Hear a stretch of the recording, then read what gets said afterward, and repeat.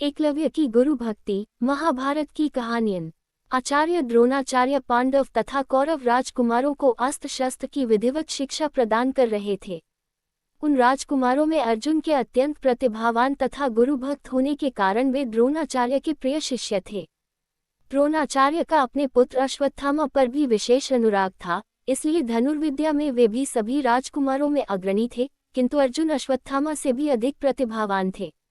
एक रात्रि को गुरु के आश्रम में जब सभी शिष्य भोजन कर रहे थे, तभी अकस्मात हवा के झोंके से दीपक बुझ गया। अर्जुन ने देखा अंधकार हो जाने पर भी भोजन के कौर को हाथ मुंह तक ले जाता है। इस घटना से उन्हें ये समझ में आ गया कि निशाना लगाने के लिए प्रकाश से अधिक अभ्यास की आवश्यकता है। अब उन्होंने रात्रि के अंधकार में भी लक्ष्य भेदने का अभ्यास करना आरंभ कर दिया। गुरु द्रोण उनके इस प्रकार के अभ्यास से अत्यंत प्रसन्न हुए।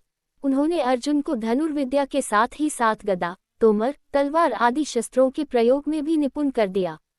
उन्हीं दिनों हिरण्यधनु नामक निषाद का पुत्र एकलव्य भी धनुर्विद्या सीखने के उद्देश्य से द्रोणाचार्य के आश्रम में आया, किंतु कर्ण के समान ही निम्न वर्ण का होने के कारण द्रोणाचार्य ने उसे अपना शिष्य बनाना स्वीकार नहीं किया। निराश होकर एकलव्य वन में चला गया। उसने द्रोणाचार्य की एक मूर्ति बनाई और उस मूर्ति को गुरु मानकर धनुर्विद्या का अभ्यास करने लगा। एकाग्रचित्त से साधना करते हुए अल्पकाल में ही वह धनुर्विद्या में अत्यंत निपुण हो गया। एक दिन सारे राजकुमार गुरु द्रोण के साथ आखेट के लिए उसी वन में गए, जहां पर एकलव्य आश्रम बनाकर धनुर्विद्या का अभ्यास कर रहा था। राजकुमारों का कुत्ता भटककर एकलव्य के आश्रम में जा पहुंचा। एकलव्य को देखकर वह भौंकने लगा। इससे क्रोधित होकर एकलव्य ने उस कुत्ते पर अपना बाण चलाकर उसके मुंह को बाणों से भर दिया। एकलव्य ने इस कौशल से बाण चलाए थे कि कुत्ते को किसी प्रकार की चोट नहीं लगी, किंतु बाणों से बिंध जाने के कारण उसका भौंकना बंद हो गया।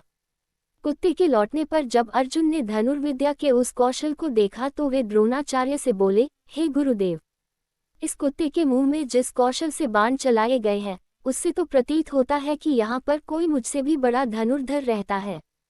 अपने सभी शिष्यों को लेकर द्रोणाचार्य एकलव्य के पास पहुंचे और पूछा, हे वत्स, क्या ये बाण तुम्ही ने चलाए हैं? एकलव्य के स्वीकार करने पर उन्होंने पुनः प्रश्न किया, तुम्हें धनुर्विद्या की शिक्षा देने वाले कौन है? एकलव्य ने उत्तर दिया, गुरुदेव, मैंने तो आपको ही गुरु स्वीकार करके धनुर्विद्या सीखी है। इतना कहकर उसने द्रोणाचार्य को उनकी मूर्ति के समक्ष ले जाकर खड़ा कर दिया। द्रोणाचार्य नहीं चाहते थे कि कोई भी अर्जुन से बड़ा धनुर्धारी बन पाए। वे एकलव्य से बोले, यदि मैं तुम्हारा गुरु हूं तो तुम्हें मुझको गुरुदक्षिणा देनी होगी। एकलव्य बोला, गुरुदेव, गुरुदक्षिणा के रूप में आप जो भी मांगेंगे मैं देने के लिए तैयार हूं। इस पर द्रोणाचार्य ने एकलव्य से गुरुदक्षिणा के रूप में उसके दाहिने हाथ के अंगूठे की मांग की। एकलव्य ने सहर्ष अपना अंगूठा काटकर द्रोणाचार्य के चरणों में समर्पित कर दिया। इस प्रकार एकलव्य अपने हाथ से धनुष चलाने में असमर्थ हो गया तो अपने पैरों से धनुष चलाने का अभ्यास करना आरंभ कर दिया।